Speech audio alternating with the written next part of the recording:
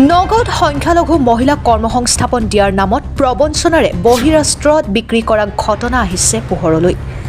নগাঁৱৰ জুৰিয়াৰ মতিউৰ ৰহমান নামৰ প্ৰবঞ্চকটোৱে মহিলাসকলক মুম্বাইত কৰ্মসংস্থাপন দিয়াৰ কথা কৈ নি বিক্ৰী কৰে বহিৰাষ্ট্ৰ ওমানত।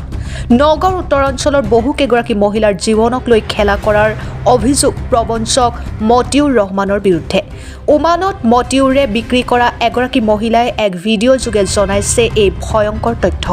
আমাৰে মতি কৈছে মুম্বাই জব দিব কয় হেৰা অন্য হেরা ওমান বেচছে আমি জব দেওয়ার কথা কয়ে জানছে আমি তো জানি না অন্য হেরা যে বেচবো অন্য বেচছে 3-4 মাস ধরে কাম করতেছে কামের একটা টেহাও দিচ্ছে না সব হেরানে খেলছে অনেক হেরার ধরে মারপিট করে খাওয়ান দেয় না বহুত মানে অশান্তি বহুত মানে অত্যাচার করে না এনতিকে যাইবারও দেয় না না মতি অন্য হেরে বেচছে করে আমারে অনেক কই আওয়ার আগে কোনো পেপারও সিগনেচার করাইছে কি করছে আমি তো এটা জানি না না এনতিকে যাইবার দেয় না।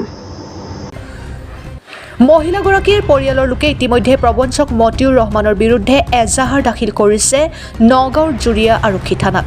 এজাহাৰৰ ভিত্তিত জুৰিয়া আৰক্ষীয়ে মতিউৰক আটক কৰি জেৰা অব্যাহত ৰাখিছে।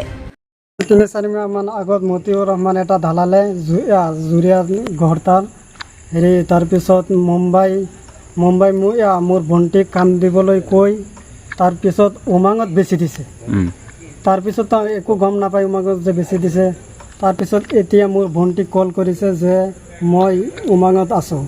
পিছত আমি গম পাই পেলাই তাক সুধিছোঁ তাত কি কৰা।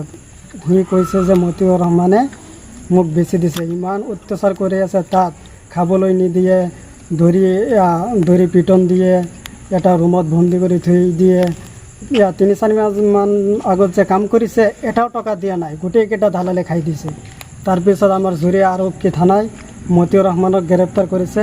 গ্ৰেপ্তাৰ কৰাৰ পাছত আমি গম পালোঁ এতিয়া মোৰ এটা বিশ্বাস আৰক্ষীৰ ওপৰত যে আৰক্ষীয়ে এইটো শুদ্ধ তদন্ত কৰি মোৰ ভণ্টিক তাৰ পৰা ৰেহাই কৰি আমাৰ ঘৰত আনি দিব লাগে।